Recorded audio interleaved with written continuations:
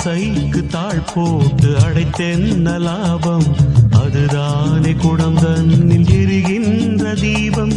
மனதோடு திரை போட்டு மறைக்கின்ற மோகம்.